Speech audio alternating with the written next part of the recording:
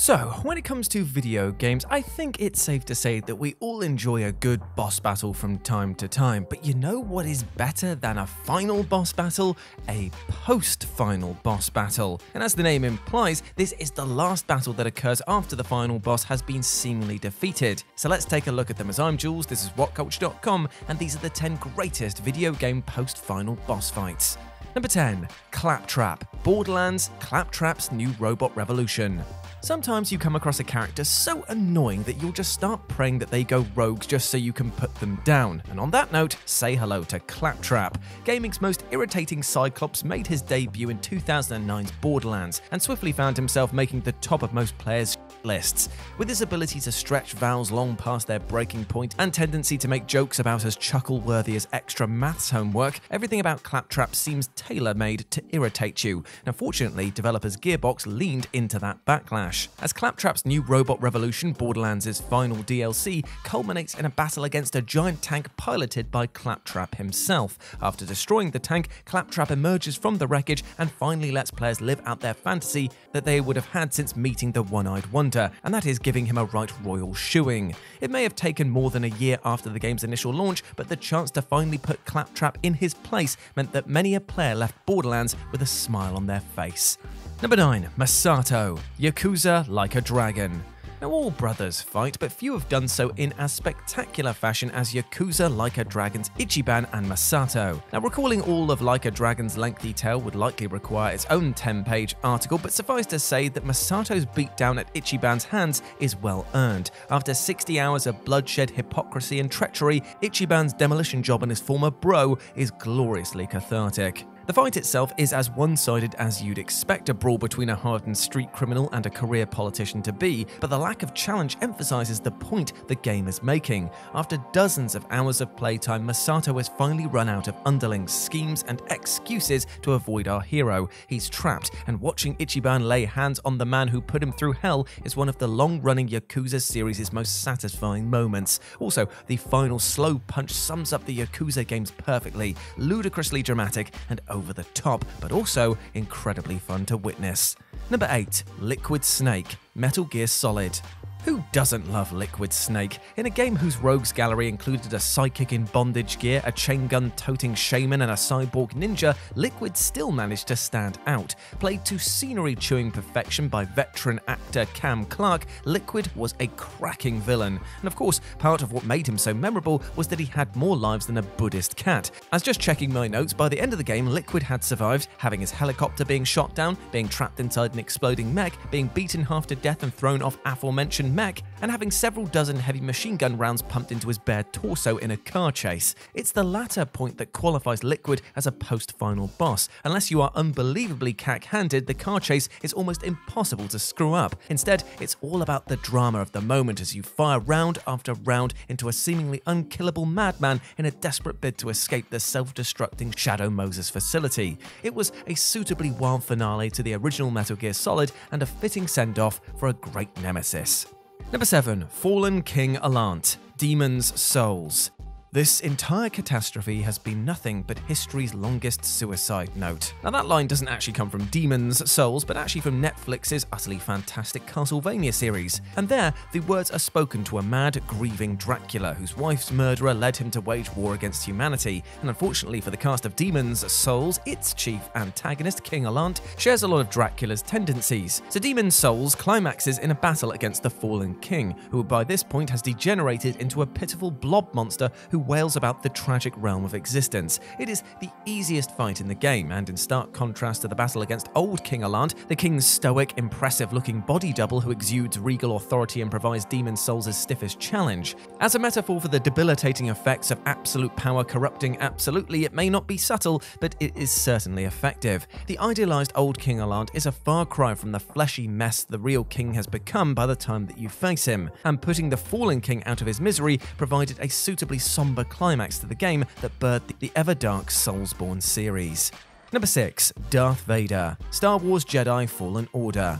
So after you've defeated Triller, a familiar mechanical breathing sound fills the room, and both Triller and the player brick themselves as they realise that Darth Vader is about to step into view in the almighty Jedi Fallen Order. Vader reacts to Triller's failure in his usual fashion, and one lightsaber-based performance review later swiftly ragdolls protagonist Cal across the room, at which point Cal breathlessly declares, "We have to run," in a not-so-coded message to the player. The chase that ensues is both a sublime spectacle and a moment of excellent storytelling. After the thrill of toppling the second sister, the panicky flight from an angry Sith Lord is a potent reminder that Cal still has a long way to go to become a proper Jedi, and another example of why Darth Vader is still sci-fi's greatest boogeyman. The scene wouldn't have been anywhere near as powerful without Vader's iconic presence, and the final air quotes fight against him meant that the best Star Wars game in years got the ending it deserved. Number 5. Sephiroth, Final Fantasy VII.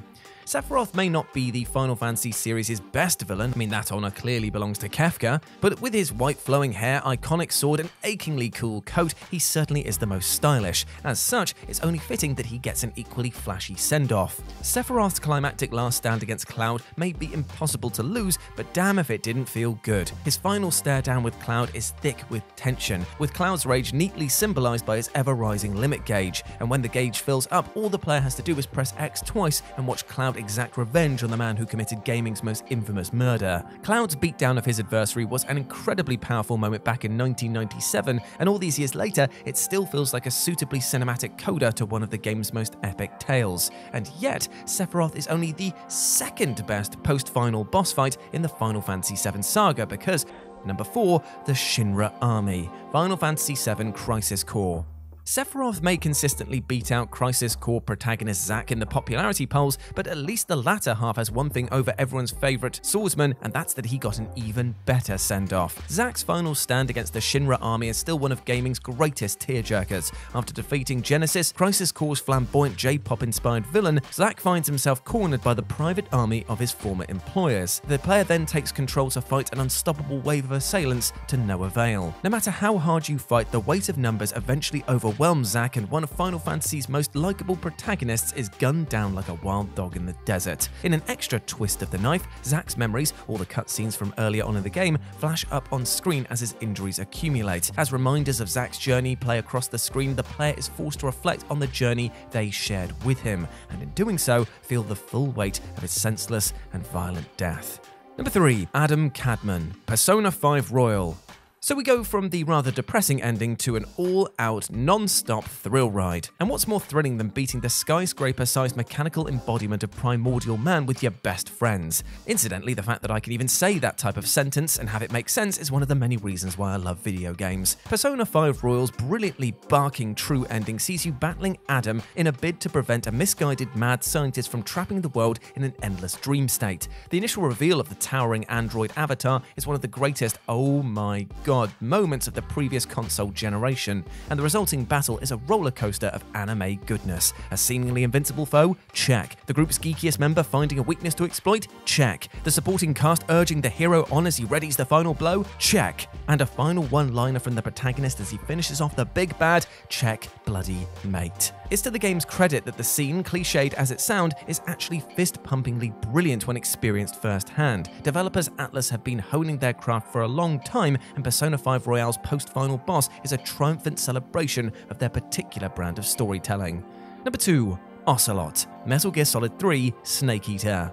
A tense pistol duel against a psychotic fanboy, Metal Gear Solid 3's final showdown was a fitting exclamation point to a remarkable game. After the staggeringly emotional fight against the boss, the former mentor to player character Naked Snake, most players were utterly exhausted. Unfortunately, Snake's plane ride into the sunset is interrupted by OCELOT, a young soldier who becomes obsessed with Snake over the course of the game and wants nothing more than one last duel with his idol. After the heart-wrenching battle against the boss, the absolute last thing that Snake or the player needs is this little jerk showing up to satisfy his selfish desire for battle. OCELOT showing up in the midst of Snake's grief is like a child demanding a sweet at a funeral, and makes you want to put the jumped up little turd in his place, which makes it oh so satisfying if you win the duel, and devastating if you lose. You can't actually die, as OCELOT cheekily fails to tell you that the duel is being fought with blank rounds, but the indignity of losing to this self-obsessed prick is enough to fuel a replay of the entire game just for another chance to take him down. And number 1, ZENOS, Final Fantasy XIV Endwalker.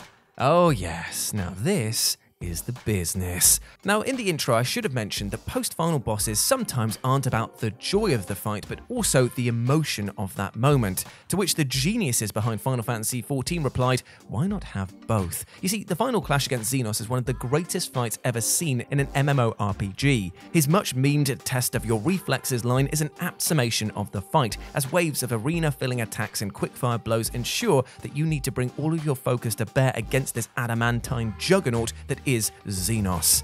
And as far as emotion goes, well, put it this way. Ever since the armor-clad psychopath's initial defeat at the end of 2017 Stormblood, the rematch proves more than worth the wait. Everything about this fight just sings. The blood-pumping verbal sparring before the match, the incredible music that plays during it, even the button-mashing finale, all play a role in ensuring that by the time the final blow lands, you will have a grin on your face just as manic as he had. Great fight, great music, great dialogue, and just great fun. This is easily the best post-final boss fight ever created. Or at least one of them, because I'd love to hear your comments down below. So there we go, my friends. Those were 10 of the greatest video game post-final boss fights. I hope that you enjoyed that, and please let me know what you thought about it down in the comments section below. As always, I've been Jules. You can go follow me over on Twitter at RetroJ, or you can swing by Live and Let's Dice, where I do all of my streaming outside of work, and it'd be great to see you over there. But before I go, I just want to say one thing. Hope you're treating yourself well with love and respect, my friend. You deserve all of the best things in life, like love, happiness, and success. And do not let anything or anyone else tell you otherwise, alright? You're a massive ledge. Now go out there and absolutely smash it today. I believe in ya. As always, I've been Jules. You have been awesome. Never forget that, and I'll speak to you soon. Bye.